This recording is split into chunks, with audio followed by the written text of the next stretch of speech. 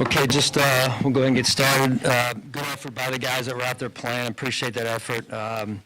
We beat ourselves in some situations, and good for James to get 1,000 yards and then to tie the record there. So a couple bright moments, and with that, I'll turn it over to you with your questions. Sean, you brought James back in. Clearly, there was an intent there to get the record or to tie it, I guess. Why was that important for the organization?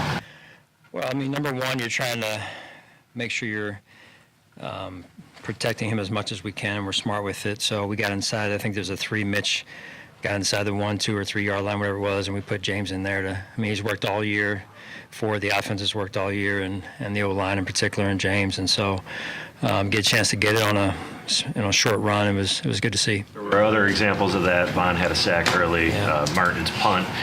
How much of that is building the culture here, being aware of those things and trying your best within reason to reward players? Yeah, I think it's a fine line, right? A delicate balance. You want to know, right? You want to be aware, and it's hard because you're trying to put the health of the player and the team first, and so, but you're this close to a milestone, and in this case with James or some of the other guys as well. Joe Andreessen got the start. He was out there a lot. I think he led the team in tackles. What did you see from him out there today? Yeah, I mean, the thing you're looking for from a middle linebacker is, can he run the defense? Does he handle the operation? How good is the communication? And I'm sure, Joe wants some plays back, but when you have that type of production from a middle linebacker, that's what you're looking for. And then the operation and the communication, I thought was pretty darn good, especially with some new players out there with him. On health-wise, I know you don't have a lot of information usually, but does it feel like you got out of this game the way you hoped to? Yeah, I'm knock on wood, because sometimes things show up the next day. Yeah, I mean, I feel like it.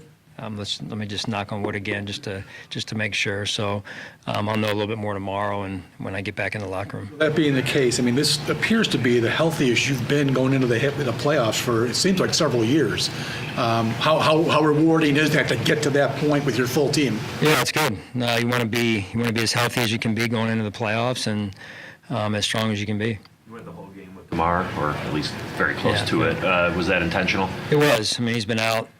He missed 2-3 weeks there, and I'm just trying to get him back going and get him back on with T-Rap and that communication. And you talk about the health Sal did in terms of, if you drop a guy back in there, in a playoff game, he hasn't been out there in several weeks, and what does that look like? Can he actually function? So it was good for us to take a look at Damar, Curtis Samuel as well, and for them to get that out there too and get that confidence of, hey, this is what it's like again, game speed, and get into a rhythm here.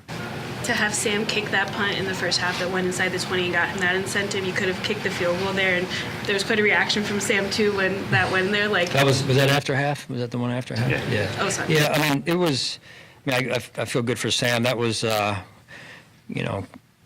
You'd like to be able to kick a field goal there. We felt like it was outside of T-Bass's line at that point, just because of the felt better about going in the other direction. But yeah, so Sam, good for him. That's important now when you can create field position like that, and so happy for Sam. How about Jamarcus's effort on that play to keep it from going into the end zone? Great effort. Jamarcus is, he's just a great guy to have on the team and in the program, and any role that he's asked to do and embrace, he does, and gives great effort with it. How did you think Mitch did? I mean, he's one play away all the time for you. How did you think he played? Well, I thought it was important both for Mitch and for Mike to get a little bit of run as well, and both honestly probably threw the ball a little bit more than we had originally planned for it. Some of those were because of the third downs, and then a couple 2-minute drives at the end here for us on offense with Mike. But it's good for those two to get out there, and I thought they both did some good things. Sean, when you have a game like this where a lot of starters watching on the sideline, how do you kind of upshift, if you will, moving into the playoffs, and what's your message to the team? That's a loaded question. I mean, that's a lot in that question. We got to take it one game at a time, right? Everything is earned, and there's nothing given in the playoffs, and you're going against the best every week. So we start with 1 week and really one day at a time as we get back in here and find out when we play and take it one day at a time. Understanding you're taking it one day at a time, as you enter the postseason, I guess what would you consider a success during the playoffs this year? Well, I think the ultimate goal every year is to win the Super Bowl. So I don't think I know. We're taking it one day at a time. That's when I've been to the Super Bowl, and I've been there twice. That's how you got to do it. That's how you get it. Hey, one day at a time. Work your tails off to prepare. You can't shortchange it. You want to jump to, hey, end of the week and playing the game. Nah, you want to jump to week 2. It's right here. Focus on what's right here and right in front of us. Was it good for you to see Josh be able to keep that streak going, even though it was one play? Yeah, again, just. You mentioned it was important to him. Yeah, it was, and for all the right reasons, right? It's not just you guys know Josh. It's not about, hey, well, I want to keep this streak going just because it's important to him that he's out there with his teammates, and so being able to follow through on that, albeit a handoff, it was the right thing to do.